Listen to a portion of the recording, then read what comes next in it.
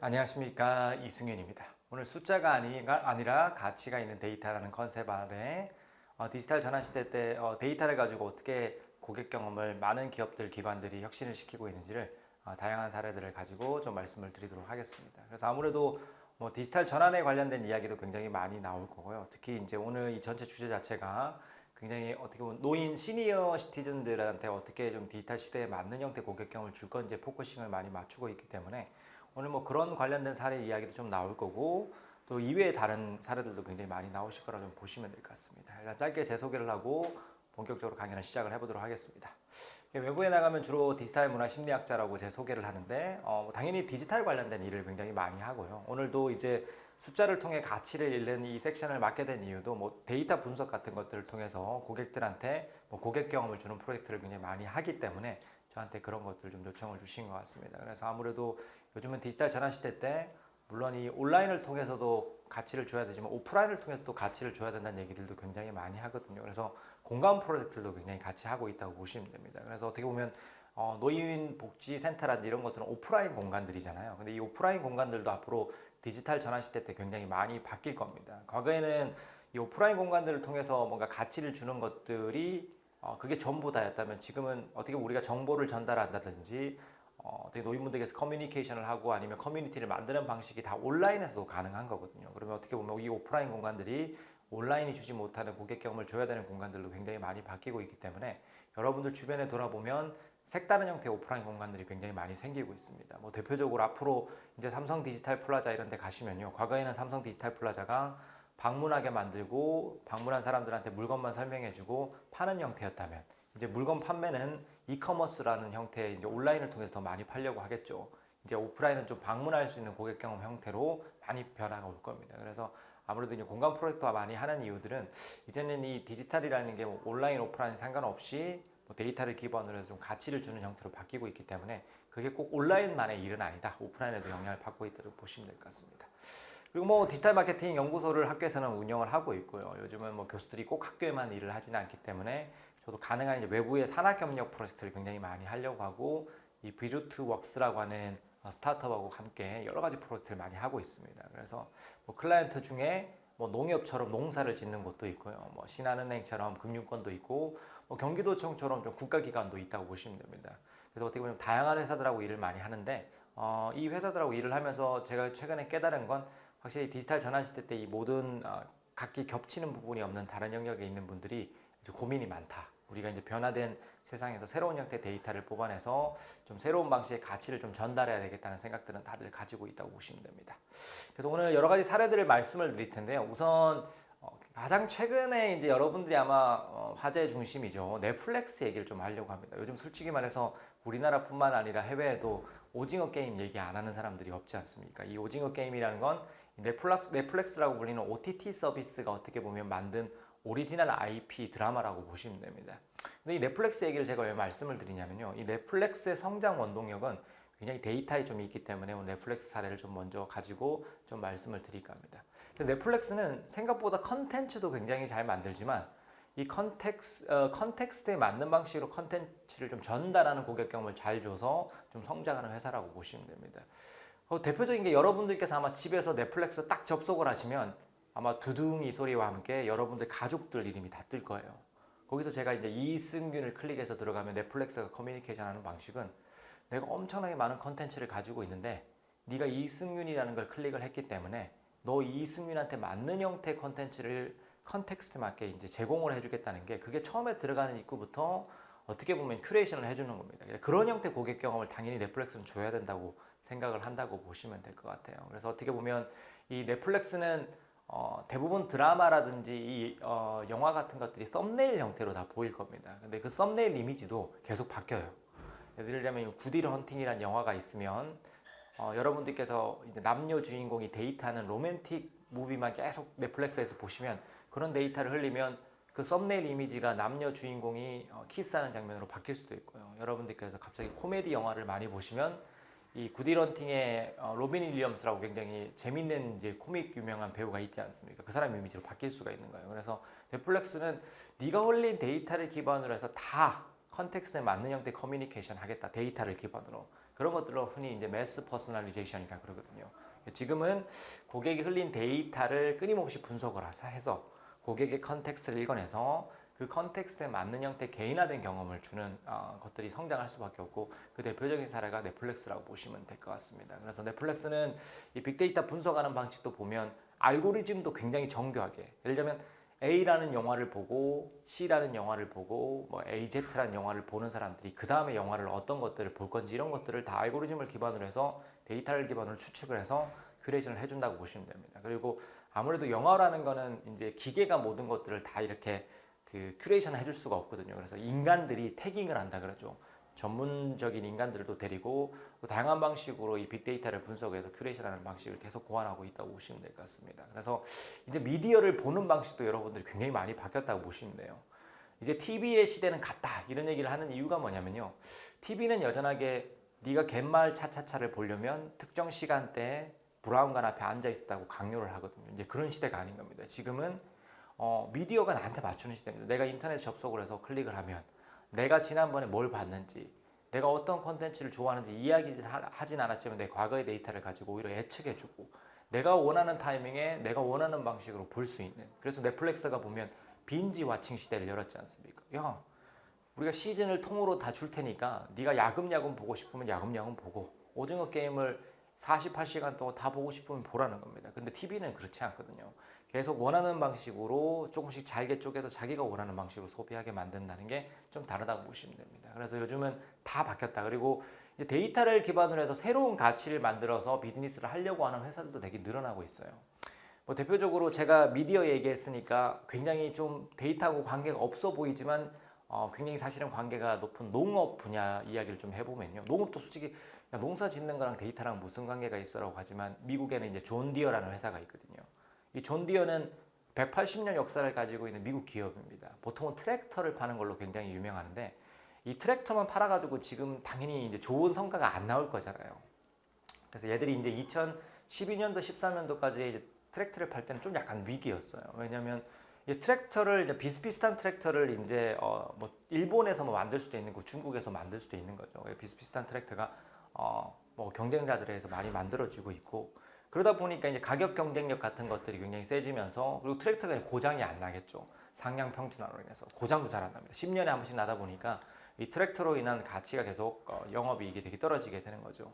그래서 그 당시에 이제 존 디어가 한 건 야, 이제 데이터를 기반으로 해서 좀 새로운 형태 비즈니스를 해야 되겠다라고 생각을 한 겁니다. 그래서 이제 당시에 이제 우리는 좀 데이터 기업으로 바뀌어야 된다. 그래서 당시에 이제 2012년, 13년도부터 외부에 있는 IT 기업들하고 협력을 해서 마이 존 디어라는 플랫폼을 만들어요. 근데 굉장히 흥미로운 건 여전히 트랙터를 팔긴 팝니다. 근데 이제 농부들이 우리 존 디어의 트랙터를 구매를 하고 이 마이 존 디어라는 플랫폼을 통해서 데이터를 흘려주면 얘들이 어떤 데이터를 수집하냐면 농부님 지금 트랙터를 통해서 토양 데이터 그걸랑 이제 내년에 이제 웨더 데이터랑 결합을 해보니까요. 내년에는 농부님 농장에 옥수수는 그만 좀 심고 어떤 농작물을 심으면 어느 정도 매출이 올라갈 것 같은데요. 혹은 올해는 이제 웨더 데이터 분석해 봤더니 이때 이제 뭔가 잡초가 많이 날 것 같으니까 미리 준비하시죠. 이런 형태의 개인화된 형태의 데이터를 분석해서 계속 솔루션을 파는 겁니다. 그래서 얘들이 어느 순간부터는 트랙터를 파는 회사에서 팜 매니지먼트 시스템을 파는 회사로 완전히 바뀌었다고 보시면 됩니다. 그래서 채직에서는 성공해서 농업 분야 혁신을 만들고 있고요. 이제 앞으로는 이런 기업들이 여러분들 주변에 엄청나게 많이 생길 거라고 보시면 됩니다. 대표적으로 미국은 이제 부동산도 혁신이 일어나고 있습니다. 아시겠지만 제가 작년에 이제 이사를 했는데 이 부동산 시장이야말로 말도 안 되는 시장이라고 보시면 됩니다. 제가 예를 들면 뭐 잠원동으로 이사를 하고 싶으면 뭘 했냐면요. 주말마다 잠원동을 돌아다니는 거죠. 근데 그 말도 안 되는 21세기에 좀 상상할 수 없는 일이지 않습니까? 그리고 심지어 이제 부동산은 그냥 레몬 시장이라서 부동산 중개업자는 잠원동에 있는 어떤 아파트가 매물에 나와 있고 어떤 아파트가 좋은지 다 알고 있는데 저는 전혀 모르겠죠. 그래서 미국은 마이크로소프트 출신의 빅데이터를 다루는 회사의 사람들이 모여서 진로라는 플랫폼을 만들고, 이 플랫폼에 가면 미국은 얼마나 땅이 넓겠습니까? 다 일일이 다닐 수가 없잖아요. 근데 진로에 가서 그냥 내가 원하는 매물, 심지어 그 집이 내놓지 않더라도요. 주인이 이야기하지 않더라도 특정 지역에 어떤 사이즈의 이런 개인화된 주택은 어떤 형태의 가격이 나오는지를 다 제공해주는 형태의 서비스를 이미 제공을 하고 있습니다. 그리고 미국인들이 되게 재밌는 게 대부분 단독주택을 사서 뭐 안에 수영장을 넣는다든지 지붕을 고쳐가지고 더 업그레이드 시켜가지고 팔기를 되게 원하거든요. 근데 이게 문제점이 나는 새로운 집을 사서 수영장도 집어넣고 지붕도 고쳤는데 그게 내가 원하는 가격으로 안 팔리면 파산할 거지 않습니까? 근데 진로는 특정 지역에 이 정도 사이즈에 있는 집에 수영장이 들어가면 어느 정도로 가치가 올라가는지 다 예측이 가능하겠죠.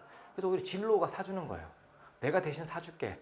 대신 내가 위험 부담을 좀 지는 거니까 좀 싸게 팔아라고 하는 겁니다. 그래서 진로가 이 데이터를 기반으로 해서 엄청나게 혁신을 일으키고 있어요. 제가 이 말씀을 드린 이유는 앞으로 여러분들이 소위 말해서 이제 있는 분야도 이 데이터를 기반으로 새로운 가치를 만들어내는 그런 역할을 하셔야 된다는 겁니다. 그래서 당연히 이 노인분들 대상으로 만드는 서비스들도 앞으로 굉장히 혁신이 일어날 겁니다. 그래서 보면 지금은 소위 말해서 플랫폼 기업의 시대입니다. 2009년도만 하더라도 시가총액 탑 10을 뽑아보면 여러 기업이 섞여 있었다면 지금은 대부분 마이크로소프트라든지 아마존, 소위 말해서 21세기의 원유라고 할 수 있는 데이터를 기반으로 해서 뭔가 새로운 형태의 가치를 만들어서 성장하는 기업들이 대부분 잘 나가고 있다고 보시면 됩니다. 그래서 뭐 이 플랫폼 기업들이 데이터를 기반으로 어떤 식으로 혁신을 만드는지 우버 사례 하나만 짧게 말씀을 좀 드리도록 하겠습니다. 여러분들 잘 아시겠지만 우버는 굉장히 재밌는 게 스스로 사실은 가지고 있는 거의 자동차가 한 대도 없이 거의 뭐 엄청난 수의 자동차를 팔고 있는 현대자동차보다 더 가치가 높은 기업이라고 보시면 돼요. 그래서 과거에는 여러분들이 택시 사업을 한다는 얘기는 택시를 가지고 계셔야 되는 거예요. 그리고 그 택시를 파킹할 수 있는 파킹랏이 필요하다면 지금은 여러분들 솔직히 이제 카카오 모빌리티 이런 것들은 솔직히 처음에 비즈니스 시작할 때 자기가 가지고 있는 택시도 없지 않습니까? 플랫폼을 만들어서 뭔가 운행할 수 있는 자동차를 갖고 있는 사람과 타고 싶은 사람을 연결시켜 주면 되겠죠. 근데 제가 우버의 말씀을 드린 이유는 우버가 성장할 수 있던 가장 핵심적인 원동력은 데이터를 기반으로 해서 가격 설정을 좀 새로운 방식으로 해서 가치를 준 거거든요. 이게 되게 재밌는 게 이 우버는 억지로 운행을 시킬 수가 없는 겁니다. 자기가 차를 가지고 있는데 나는 내 차를 우버에 등록시켜서 돈 좀 벌어봐야지 하는데 난 저녁 6시 이후에는 운행할 생각이 없는 거예요. 가족들하고 같이 보내야 되니까. 근데 밖에 크리스마스인데 밖에 눈이 와요. 그럼 아시겠지만 엄청나게 많은 사람들이 크리스마스이기 때문에 밖에 나와 있는 상황이고 비가 오면 지하철이 미어 터지기 때문에 엄청나게 우버의 요청이 많이 나오겠죠. 그럼 우버가 뭐라 그러냐면요. 야, 네가 지금 운행을 하면 평소보다 2~3배 많이 벌게 해줄 테니까 나오라고 얘기하는 겁니다. 근데 이게 기존의 택시 회사랑 방식이 다르잖아요. 기존의 택시 회사는 10km를 가면 코스트를 계산하잖아요. 10km 가는데 노동자가 기울인 레이버 코스트, 그 다음 기름값. 그래서 여러분들 10km를 다니면 똑같은 금액을 차징을 시키는데 얘는 야, 그럼 무슨 말도 안 되는 소리야. 데이터를 기반으로 분석해서 많은 사람들이 택시를 부르거나 많은 사람들이 우버를 부르면 더 높은 가격을 차징시키고 또 아시겠지만 무조건 높은 가격만 차징시키지는 않습니다. 출퇴근 시간대가 끝나고 나면 또 반값 택시라 그래서 합승만 허용하면 또 반값에 갈 수 있도록 해주는 거예요. 그래서 이런 전략들이 이제 서지 프라이싱 전략이라고 하는데 가격들을 실질적으로 데이터를 기반으로 좀 다른 방식으로 접근한다고 보시면 됩니다. 그래서 여러분들 뭐 우버라든지 이런 에어비앤비 이런 소위 말해서 플랫폼 기업으로 움직이는 기업들은 다들 데이터를 기반으로 해서 뭔가 가치를 만든다. 그리고 사람들이 가지고 있는 통념은 틀릴 수도 있어요. 예를 들면 여자분들이 커피숍에 더 자주 가고 커피값을 더 많이 쓴다. 들어보면 그럴듯한데 현대카드가 빅데이터 같은 거 분석해 보면 특정 지역은 남성들이 혼이 많이 쓸 수도 있는 겁니다. 그래서 끝내 지금은 데이터를 가지고 이야기해야 되는 세상이고 앞서 말씀드린 것처럼 이 데이터 분석 기술이 굉장히 발달돼 있거든요. 여러분들 캠브리지 대학에서 발표한 바에 따르면 여러분들이 페이스북 상에서 300개 이상의 라이킹을 누르면 사모님보다 남편분보다 어떻게 보면 더 여러분들 취향을 잘 페이스북이 큐레이션 해준답니다.